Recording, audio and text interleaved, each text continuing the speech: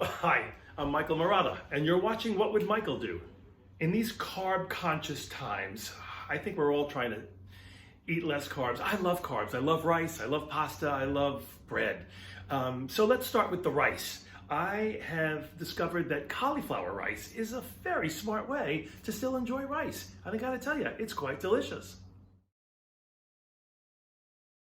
I've always been a fan of cauliflower. I love it roasted, I love it sliced and sauteed, I love roasting it whole, but cauliflower rice is the perfect way to enjoy the carb that we're missing. I've discovered that I have not been doing the ricing portion of it the best way, and now I've discovered the best way and I want to share it with you.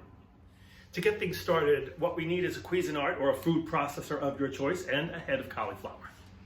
If your cauliflower comes wrapped in a plastic wrap like this, you've got the perfect way to dispose of the unwanted things you don't need. Let's core it first.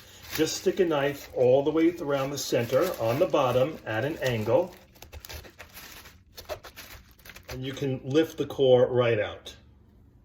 Next, we're going to get rid of all of these excess leaves from the bottom that we don't want. Just drop them into the bag. Lift out your cauliflower.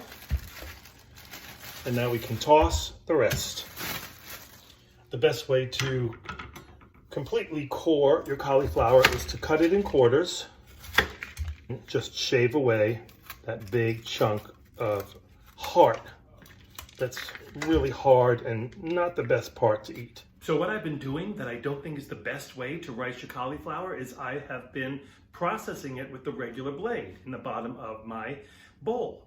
But I have discovered that if you use the grater attachment, then the cauliflower only passes through the grater once, and you end up with a texture that is more consistent and more comparable to real rice.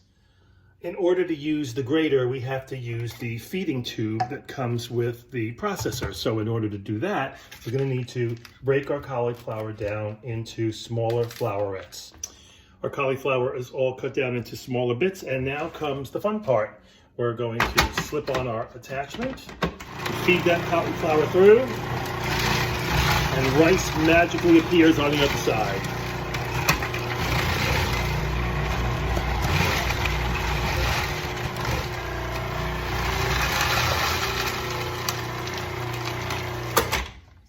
And there we are. Let's take a look at that. Whoa! That's a lot of cauliflower rice. But you can see that this is the kind of texture you're looking for. That looks like rice to me.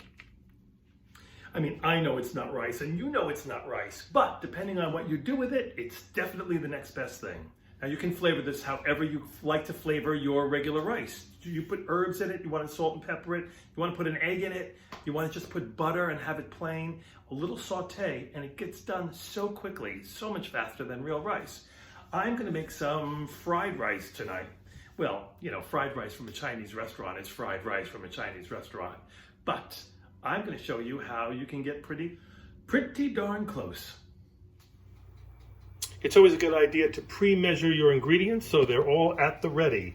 We're going to start with a tablespoon of oil. You could use canola or vegetable oil, a tablespoon of garlic, which I chopped very fine, and a tablespoon of ginger, which I grated, because you don't want to be chewing on ginger. I've got a cup of onion. This is chopped onion, red and white, because I just happen to have them already pre-cut in the fridge. This is about 1/3 of a head of cabbage, finely chopped. I'm going to need 3 cups of our freshly riced cauliflower.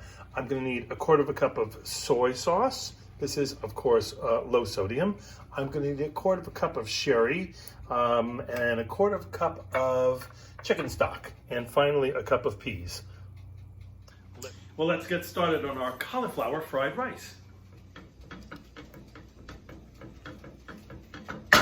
After about 2 or 3 minutes, once you smell that wonderful fragrance, we're going to add our onion. Once the onions are translucent, we're going to add our cabbage. And this requires a little bit of stirring. I'd say about 7 or 8 minutes. Keep an eye on it. Make sure that it doesn't stick to the bottom. You can lower the heat a little bit if it starts to.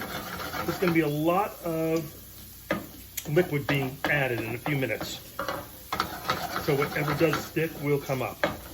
Okay, that's been about 9 minutes and the cabbage is wilted. So in goes our 3 cups of riced cauliflower.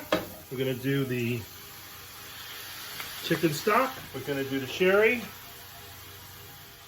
And the same with the low sodium soy sauce. Give that a good stir.